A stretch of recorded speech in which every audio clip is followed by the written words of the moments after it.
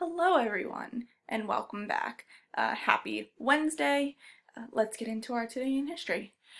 Today in history, April 29, 2004, the National World War II Memorial opens in Washington, D.C. to thousands of visitors, providing overdue recognition for the 16 million U.S. men and women who served in the war.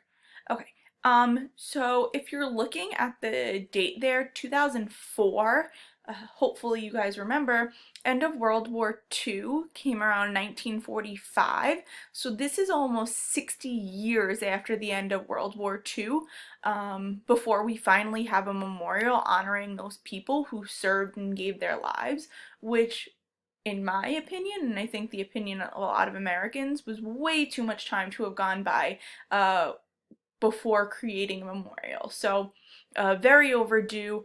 If any of you have ever been to Washington, D.C. and had the opportunity to visit it, you're very lucky. And if you haven't, please make sure that it ends up on your bucket list because it is a pretty amazing and powerful memorial to visit, as are all of the war memorials in Washington, D.C.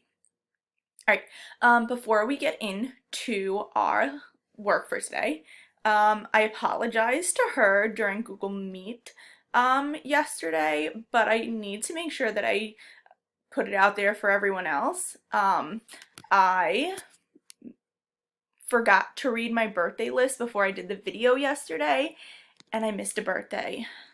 I know. It's a misbee. I'm pretty disappointed in myself if we're being honest with one another here.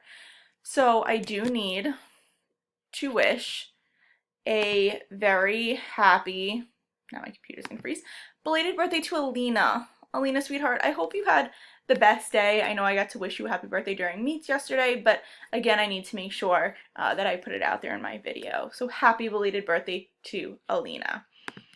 Okay, so for today,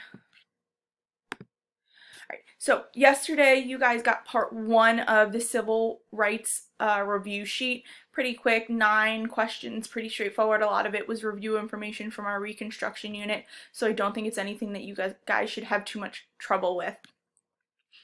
For today, it is just continuing on with that review, right? You're doing part 2 of the review. It is another 9 questions. These will focus mainly only on information that was learned during the civil rights movement, right? And again, this is hitting on the most important parts, kind of like a highlight reel of information that we learned. So it says answer the questions below based on information learned during our civil rights movement unit. And so as always, make sure you put your full name here just so I know who is submitting the form. Right? First one is, how did Malcolm X work to gain equality for African Americans? So what was his belief system? How did he go about pushing for change and equality? Try to be as specific as possible there. What is civil disobedience? So just give me a definition, and if you can throw in an example, that would be ideal. Describe the different forms of protest, and I put 4 in here because we discussed 4, so I would like you to make sure that you hit on each of those 4. Right, name it and then tell me what it is.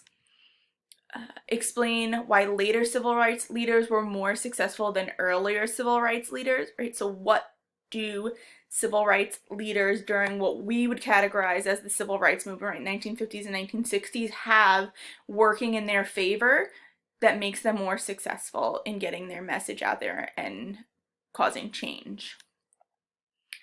Explain the importance of Rosa Parks, right? Who is she? Why is she so important? Why is that a name that we would know? Explain the Voting Rights Act and its impact. So tell me what it is, and then what's the impact? What does it do? Right? Same here. Explain Brown versus the Board of Education and its impact. Right? So tell me a little bit about what Brown v. Board was, and then what is the impact it makes. How was the Brown v. Board decision enforced? Right, so we talked a little bit about ways that different school districts tried to avoid it. Tell me what the federal government does to ensure that they cannot do that.